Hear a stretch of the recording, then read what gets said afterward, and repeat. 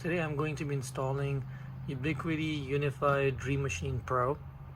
This is the highest end firewall gateway they have. I'm gonna be installing a access point. These are the ACLR long range one, 3 of these. I'm gonna be powering them by the 8-port PoE switch. They're both the same, but 2 of them. And I'll show you how I'm gonna hook all this up and configure it. So I just plugged in a cable into the Dream Pro and it goes through this configuration automatically. You can see that it says no internet detected, and I will show you why. Let me take you back to the other screen. So I connected the Ethernet cable to port number 1 in the front. I have not connected the gateway cable yet. The Ethernet cable, you can plug into it actually in anyone, but I prefer one. I connected into this end, goes to my laptop. Now I'm going to be connecting this to a switch, but in your case you should be connecting this to your modem or whatever the connection, if you're getting it from Verizon or Comcast. That Ethernet cable should go in here, but on a little bit of advanced setup, setting up a VLAN and things like that, I am currently going to be assigning my switch VLAN to this port to communicate outbound. So at this point I have connected the cable into a WAN port, which is this one right here, into my switch. In your case you should be connecting this to an internet company modem provided. So from this point forward I'm going to click next, agree, device name, I'm gonna give it a name, click next. We already have an account, so we are going to be using that. Update daily is fine. I would not like to send diagnostics. Auto optimize unified network automatically detects and sets the most commonly missed the vital settings, so I'm okay with that. I'm gonna click next. It's gonna check the speed. Okay, these speeds are gonna change because I'm currently throttling, so I don't really mind whatever it comes up with. But other than that, everything here looks good. This is the main thing, device name if you have multiple devices. Okay, now we click finish.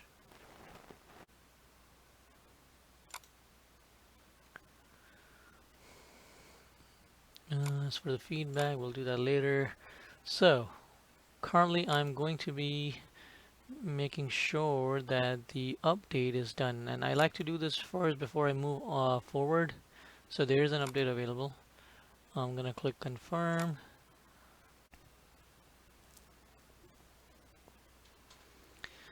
Alright, so the update is done. It took maybe 5 minutes, I would say. It was not quick update, but it took some time.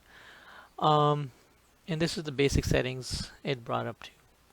I just want to make sure the rest of the settings are good, so I'm going to click on updates just to make sure the version is official, perfect. Auto update is on, and daily at 12 a.m. is fine. Location time New York, that's good. I'll check in advance. The name is correct.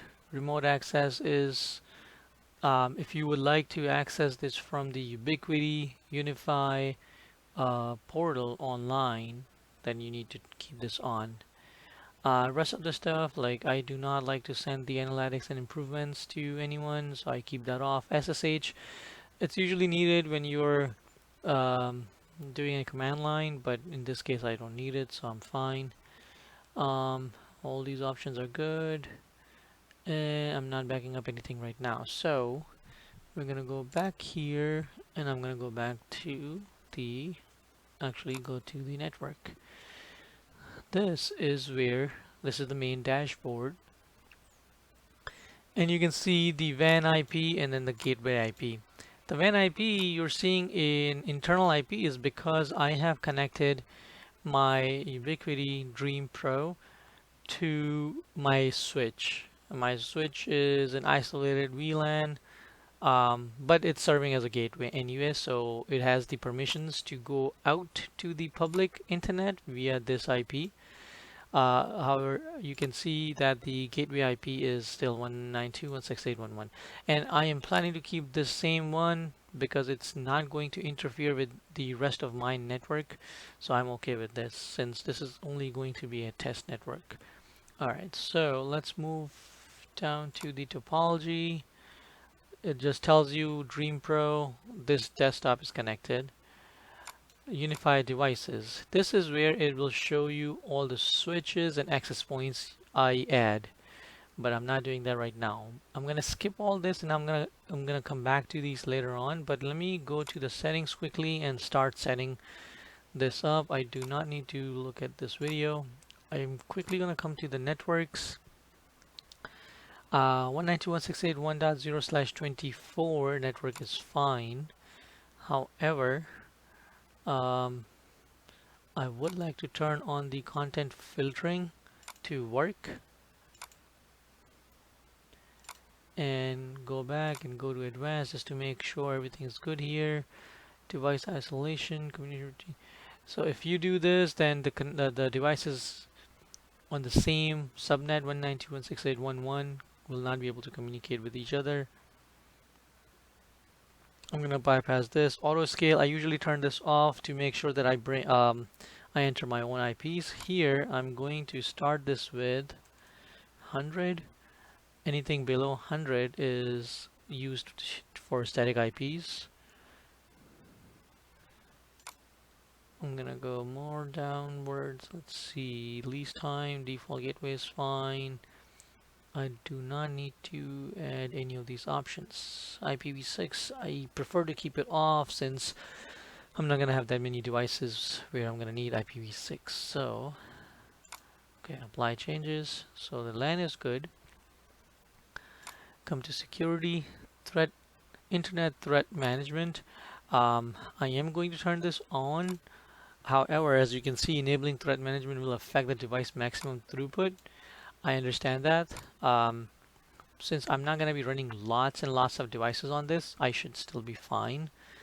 Here you have two options. I usually like to do balanced, and I'm gonna do automatic block of the intrusion, so it will block and it will report to you, and then you can work your way from there. Customize, let's see, bot CC, mobile malware, worm, trojan, and malware, they're all blocked. P2P, Tor network is very important to block, but P2P, I'm gonna leave this on for the current need, so I may come back to it and turn it on, but for now I'm fine. So all of this is on. I'm surprised the denial of service attack is off by default, but here it's talking about denial of service attempts on or within your network. If I turn this on, the problem is that if we do any security scanning, it's gonna get blocked. So I'm gonna leave it off for now, and I'm gonna monitor the network, and then I'll come back to that. Internet traffic, SQL, web server, users, and games. I mean, all this is played, so we need that. FTP, telnet, definitely I want that off. I do need the pings off.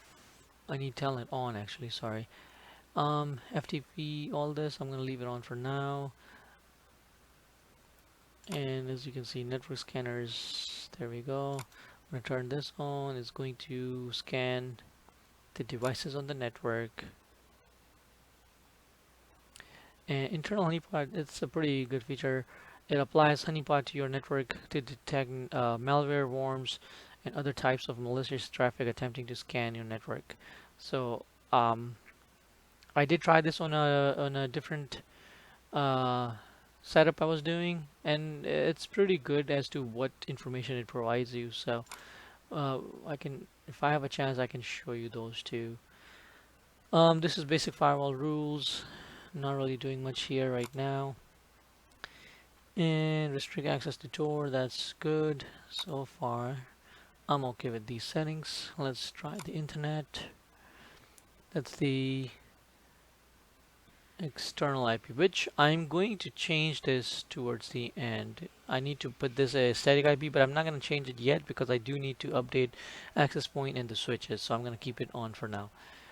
System settings, let's see, United States, preferred language, time format is 12 hours, fine, new user interface is okay. Alerts maintenance, I don't need any alerts right now. Maintenance, I don't like the automatic firmware upgrades. I like it to tell me, and then I would like to check the upgrades prior to installing it, so I'm gonna leave it at that.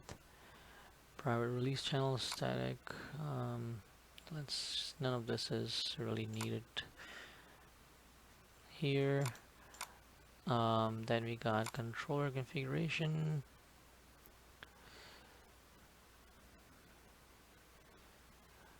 Alright, inform host with the controller host name IP, overriding. This is not needed as well.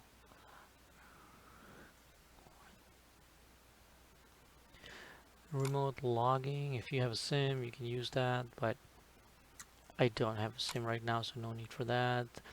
Uplink NTP, this is not needed. Advanced features. If you have other switch ports, you can add it here, but I'm not doing that settings.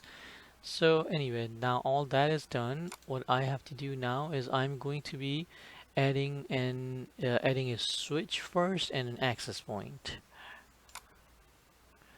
and they will show up here. Okay, so I'm going to be opening up the Unify 8-port PoE switch. Okay, I need this to hook up the access point without using the PoE injector. So let's open it.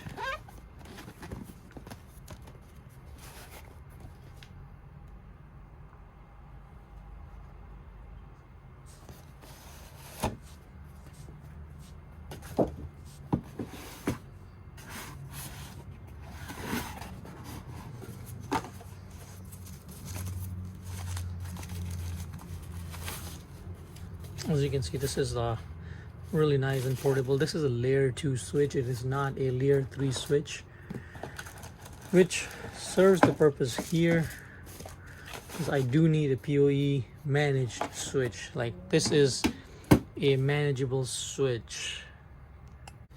Alright, so it is plugged in,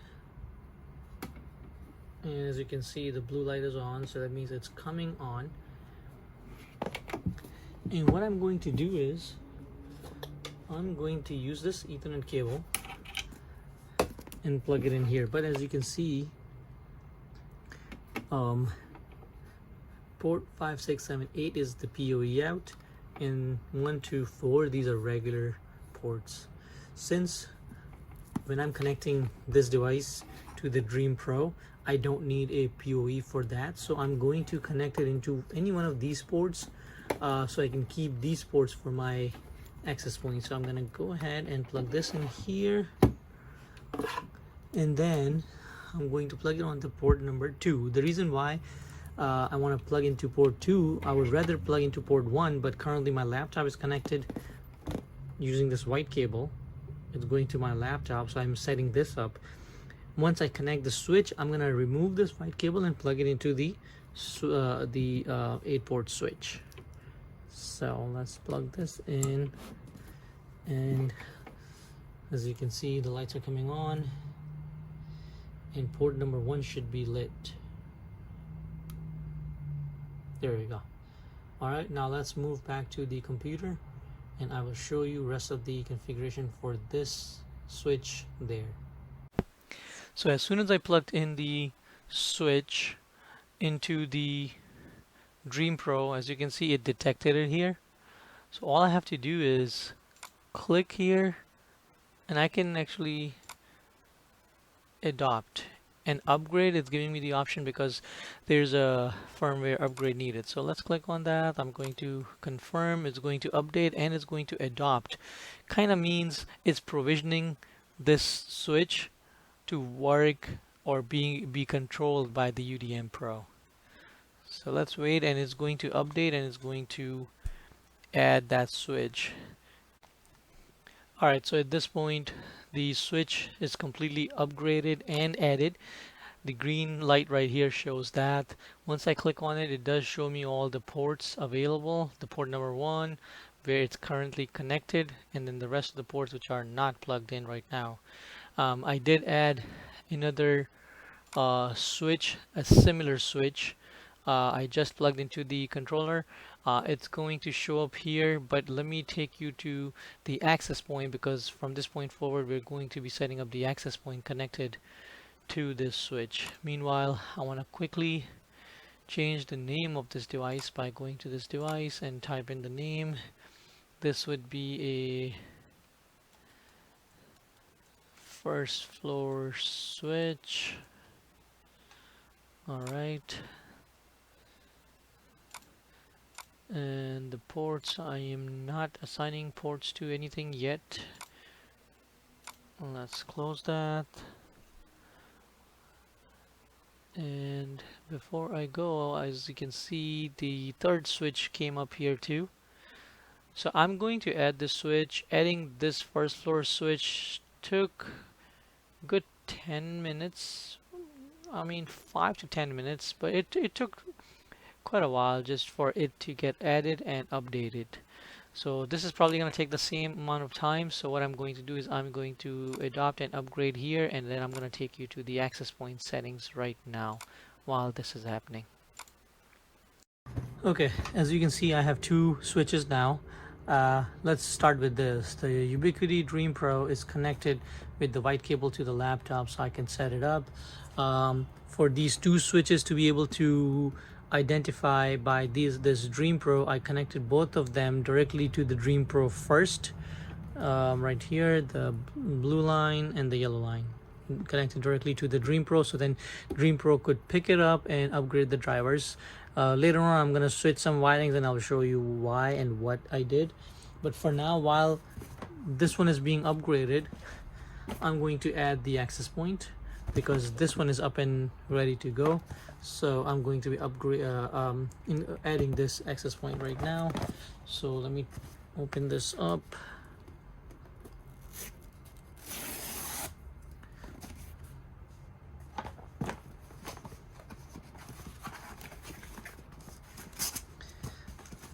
So in the box they give you a PoE injector as well. In this case we're not really going to be using the PoE injector because we have the PoE switch. It's pretty neat that they give you the easy plate installation here, and there's a wire in here too. I hope you can see it, but I'm not taking any of this packaging out. So I'm just gonna open this up, and as you can see in the back, this I really like because other vendors, they don't have it this easy. You just lift this up, this one right here, you just lift it up and then slide it, and it will lock. Currently it's locked, and then when you lift it and then slide it the other way, this way, it can come out. So you can install this on a wall and then just hook it up and slide. I think it's a neat feature Ubiquiti has, and this is a very light access point. As I said, this is not a high density access point. It's only a long range one. So this is the cheapest one they have. but the signals are pretty good on this. This is a PoE connector only. It does not have any option to power this with the adapter. So if you don't have the PoE switch, you have to use that PoE injector. All right, so let's plug this in. I'm gonna put it right here so I can plug in the PoE. Now 5, 6, 7, 8, these are the PoE ports. So I'm gonna plug into the port number 5 and this light should come on. So this will turn on in a minute.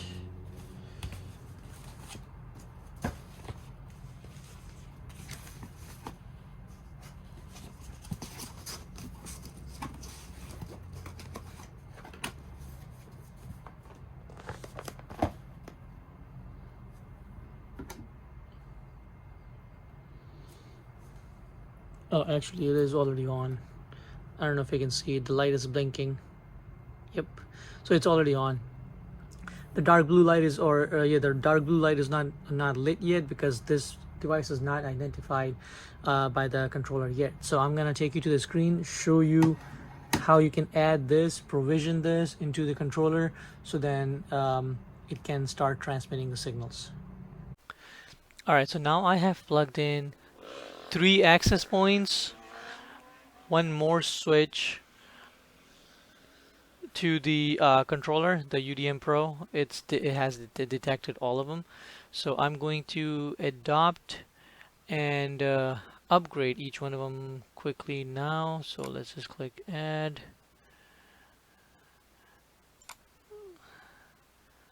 So Ubiquiti has, the Dream Pro has identified 3 access points, and as you can see it shows green, which means it adopted all 3 of them. It does have some updates available, so I'm going to click on the update now and update each one of them. Confirm, confirm, and confirm. Now that the access points are upgraded, I'm going to change the names on these devices. So starting with this switch, I want to call it office switch.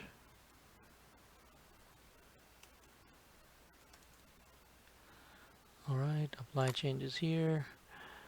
Now the access points, I got 3 and I'm not sure which ones are which, so I'm gonna have to locate these devices. So by going to the device, I'm gonna go to manage and I'm gonna click on locate device. When you do the locate device, the access point will start blinking. There we go. So the access point is blinking, and the access point which is blinking, I have to call that Office AP. So that was the first one. So actually I could just go to the device and name it Office AP. Perfect. Click on apply. Let's see, I'm going to click on the next one. I'm going to go to the device, manage, and locate device. And it is going to flash the other access point, which it is. The lights are flashing on that access point, and this one is called first floor AP. So I'm going to stop locating it, and I'm going to name this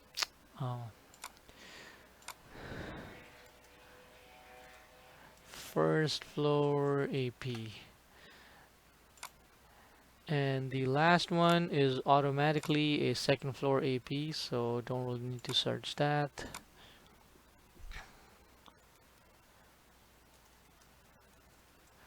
There we go, second floor AP. So all the devices are named properly. They have been assigned the IP addresses.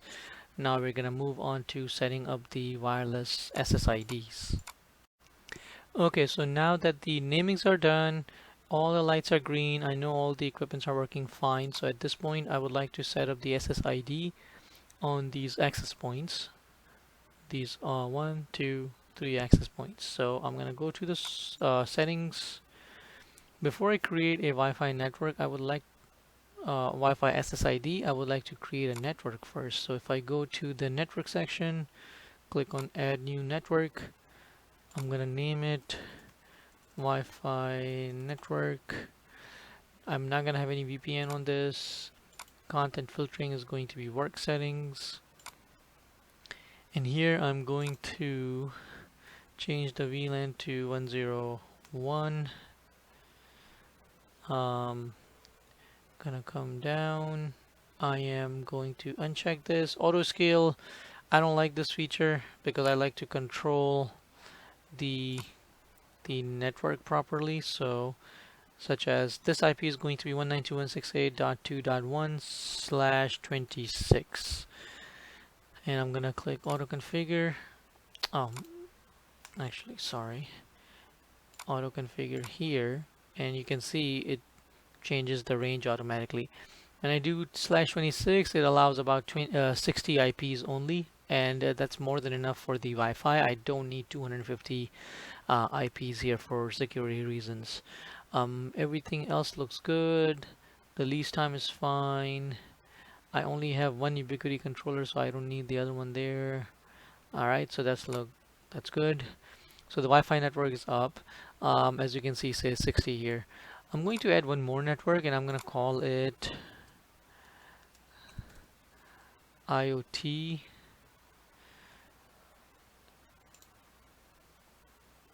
subnet. Alright, and the content filtering on that is also going to be work.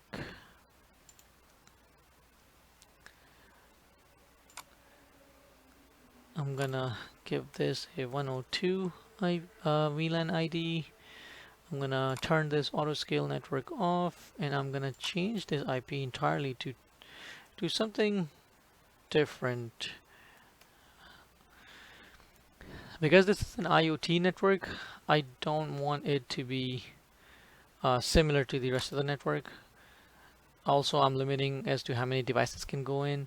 60 devices. The reason why they are BYOD, cell phones, tablets, people are coming in and out. So this is going to serve for that purpose only.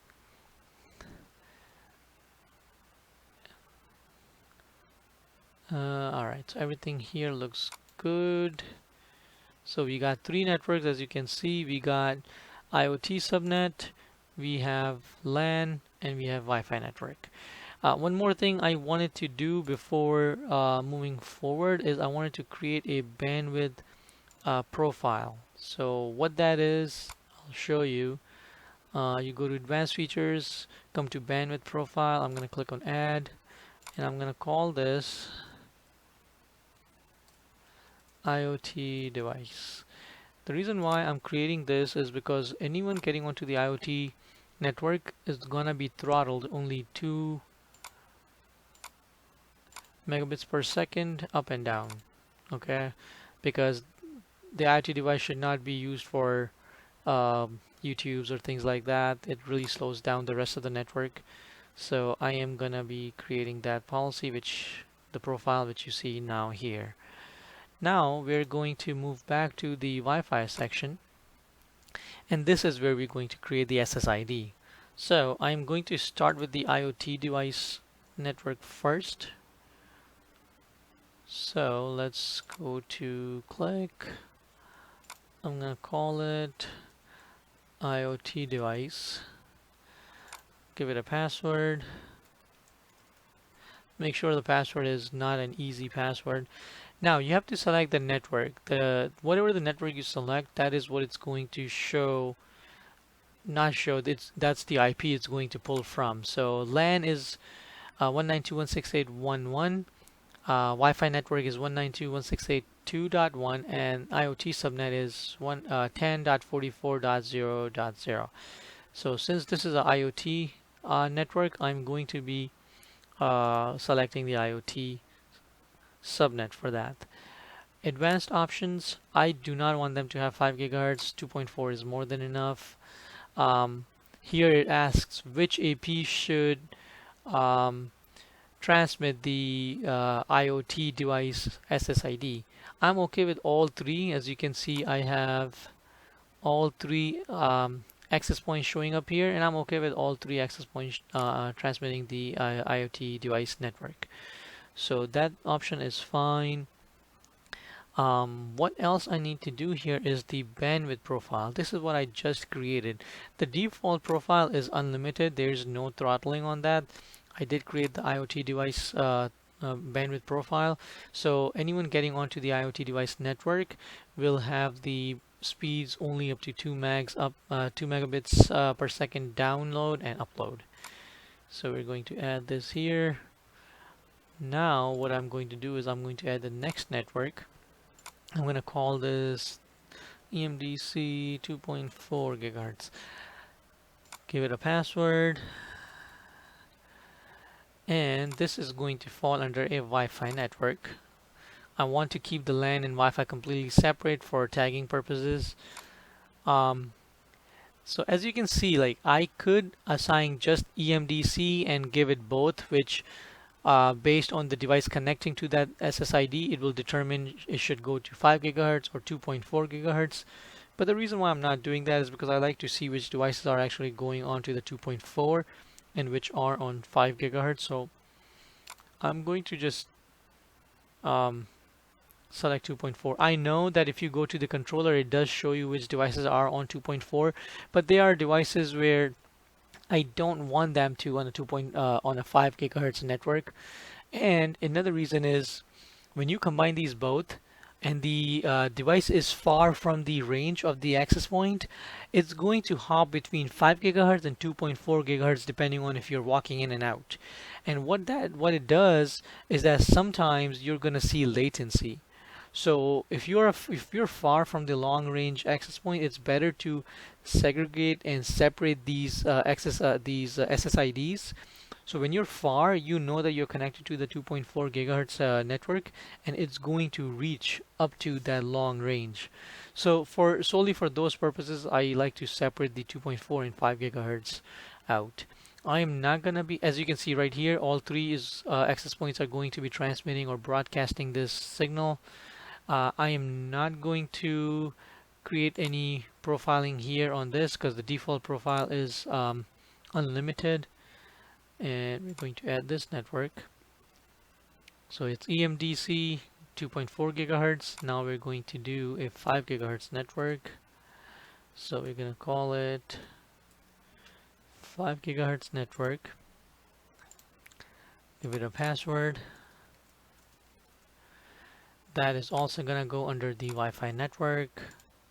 Here we're going to go to advanced and select 5 gigahertz. All three access points are going to broadcast this network, and we are also not going to give a bandwidth profile. Here we're going to click add, and these networks should be connected. Now what I want to show you is, let's see, if we go here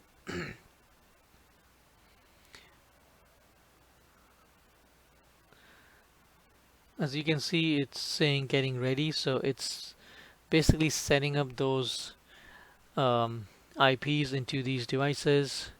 Currently when I go to the clients, it's not gonna show me anything on the Wi-Fi. It's only showing me one device, which is fine. As soon as I connect the as a matter of fact, let me connect one network quickly.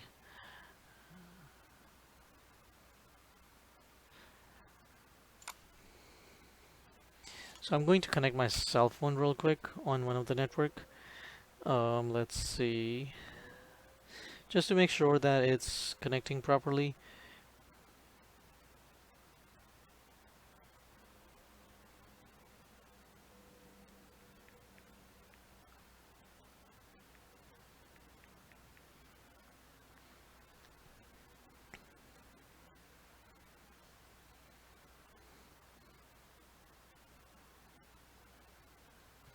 All right, there we go.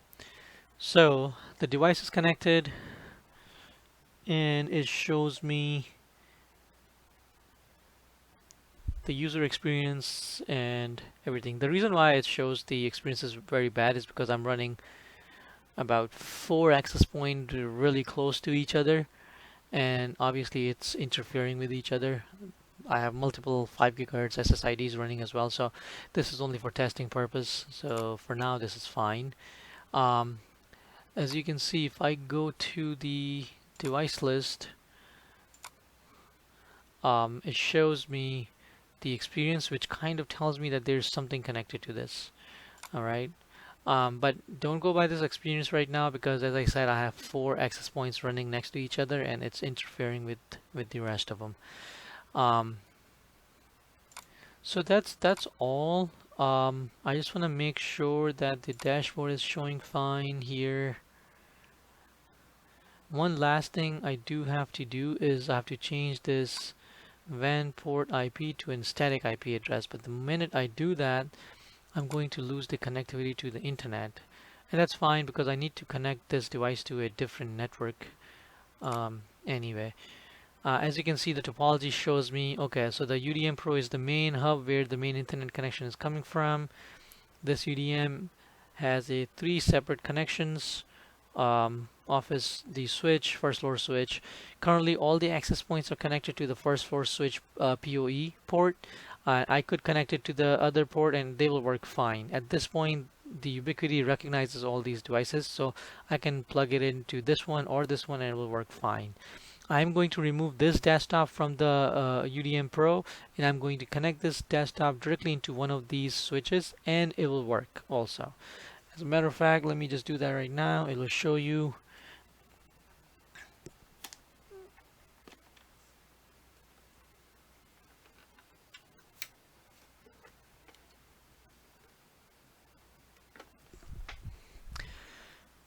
Alright, so I have disconnected it and connected it. Let me move out of here, go back here. As you can see, that device went away. Alright, the reason why it went away is because I disconnected it and I have connected it into one of these switches. I should see that device here. Let me try to refresh it. There's no refresh, but let's go back and come back in. There we go. Actually, this should be showing me in office switch. So this device should be connected to the office switch instead.